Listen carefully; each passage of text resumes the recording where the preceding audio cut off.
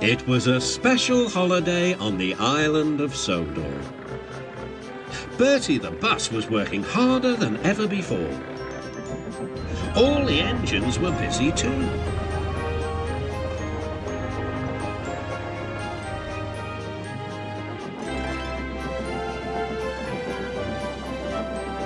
Duck was waiting for his next journey. Near him stood a red bus, but he didn't look friendly like Bertie. The bus growled as he gazed at the happy passengers. "Stupid nonsense," he grumbled. "I wouldn't have brought them if I'd known. I'd have had a breakdown or something." "I'm glad you didn't," smiled Duck. "You'd have spoiled their fun."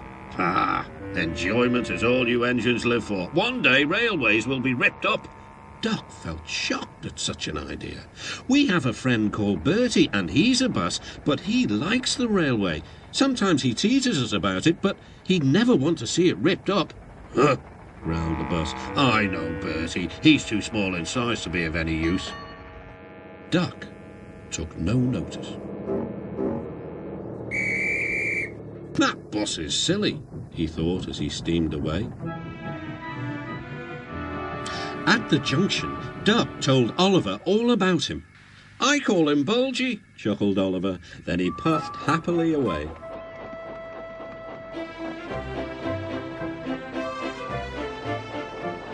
But that afternoon, when the two engines met again, Oliver was no longer laughing. "Bulgy's friend has come," he said. "He's rude too. He's taking Bulgy's passengers home so as to leave Bulgy free to steal ours." "But he can't," objected Duck. "Bulgy says he can get them to the big station before us." "Rubbish," replied Duck. "It's much further by road."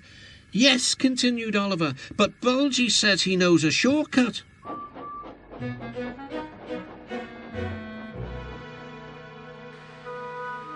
That evening, the engines were preparing for the homeward rush. "Where are the passengers?" they wondered. "Look!" shrilled Oliver. "Look at Bulgy! He's a mean scarlet deceiver." Bulgy was wearing a large sign saying "Railway Bus." "Yaboo, SNUBS!" he jeered as he roared away. "Come on," puffed Duck to his coaches. "Let's see what he's up to."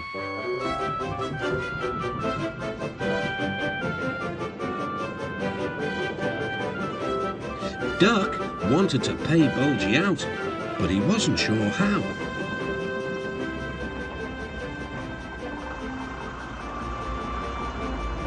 Then, in the distance, Duck saw a man waving a red flag. That meant danger. The line here crosses a narrow road, and there was Bulgy, wedged firmly under the bridge. "So this was his shortcut," chuckled Duck. "He tricked us," shouted Bulgy's passengers. "He said he was a railway bus, but he wouldn't accept our return tickets. He wanted us to think railways are no good." Duck's crew examined the bridge. "It's risky, but we must help the passengers." "Passengers are urgent," agreed Duck. Duck slowly and carefully set off across the bridge. Bulgy wailed as he felt the bridge quiver.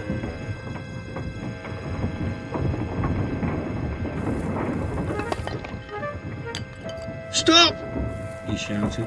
"It might fall on me." "That would serve you right for telling lies," said Duck. But the bridge didn't collapse. Duck made good time, and all the passengers caught their trains. The bridge is now mended, but not, unfortunately, Bulgy and his ways. He never learned sense. He's a hen house now, and his lies can do no harm. The hens never listen to them anyway.